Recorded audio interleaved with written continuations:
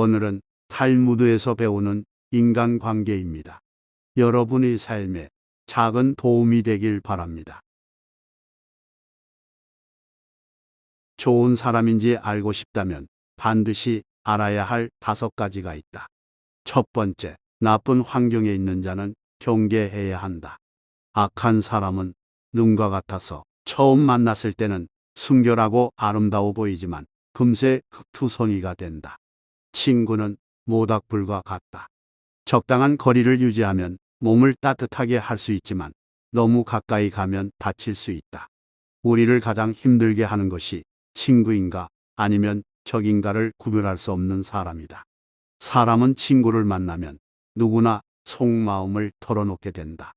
그런데 내 마음을 아는 친구가 적인 것을 나중에 알게 된다면 그에게 했던 말들이 나에게 불행으로 돌아올 수 있다.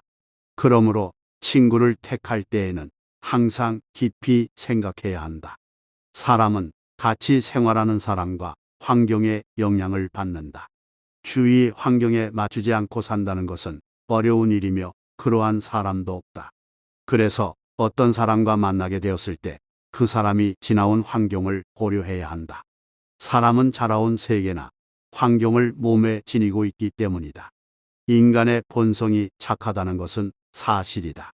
그러나 세상 모든 사람이 착하다고는 할 수 없다.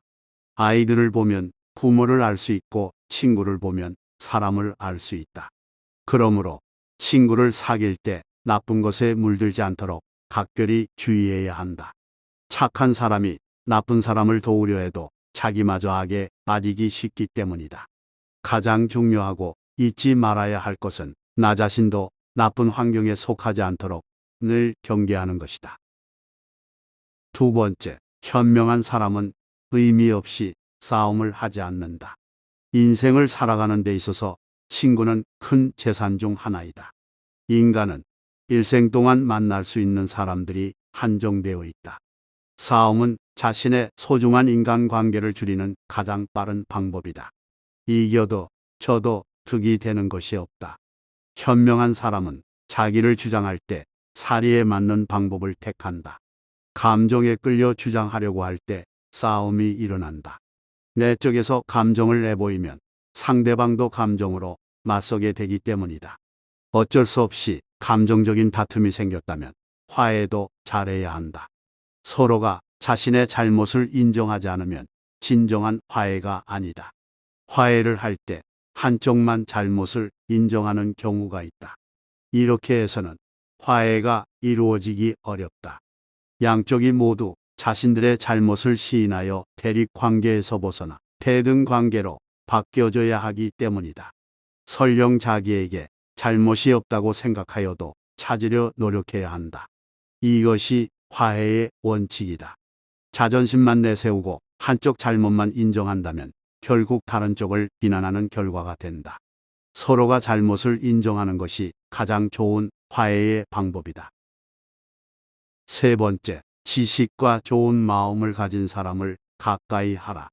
지식을 가지고 있다는 것만으로 사람들에게 존경받으려 하는 것은 사막에서 물고기를 잡으려는 것과 같다. 지식이 많은 사람은 다른 사람들에게 중요한 사람이라는 인식을 줄 수 있다. 왜냐하면 그런 사람을 알고 있으면 편리하기 때문이다. 그러나 그 사람이 알고 있는 지식 때문에 소중히 여겨지는 것이지 인간으로서 사랑받고 존경받는 것은 아니다. 반대로 좋은 마음을 가진 사람은 인간으로서 사랑을 받는다. 간혹 지성을 가진 사람이 마음이 좋은 사람보다 중요하게 여겨지는 것 같다. 그러나 결국은 마음씨 좋은 사람이 진정한 친구가 많다. 마음씨 좋은 사람이 지식까지 겸비하고 있다면 금상첨화일 것이다. 이런 사람은 지도자가 되어야 한다. 이런 사람은 사막에서도 물고기를 구해다 줄 것이다. 네 번째, 말 한마디를 할 때도 조심하는 사람을 만나라. 사람은 입과 함께 평생을 살아가야 한다. 어리석은 사람에게 가장 큰 적은 자기 자신의 입이다. 아무리 말을 하여도 어진 사람이 이야기할 때와 달라서 아무런 의미도 갖지 못한다. 자신이 어리석다는 사실은 가만히 있을 때에는 알 수 없으나 이야기하면서 곧 알려지게 된다. 우리 주위에는 해서는 안 될 소리를 해서 잠자코 있어야 할 때 말을 해서 인생에 큰 손해를 본 사람들이 많이 있다. 낯선 사람의 100마디 말보다 가까운 친구의 한마디 말이 깊은 상처를 남긴다. 사회라는 것은 많은 주변 사람들에 의해 만들어진다. 가장 가까운 사회는 친구들에 의해 이루어져 있음을 알 수 있다. 그들에 의해서 지탱되고 있음도 알 수 있다. 그래서 낯선 사람에게서 받는 상처는 큰 상처가 되지 않으나 가깝다고 생각한 사람에게 들은 한마디는 사소한 것일지라도 큰 상처가 된다.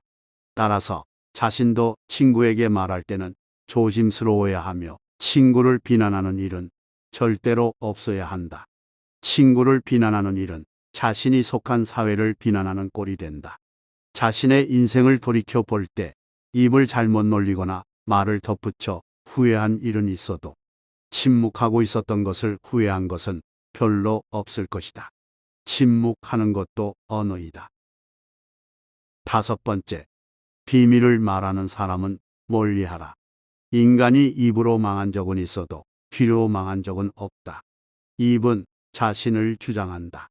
인간은 자신을 남에게 강요하려는 기질이 강하다.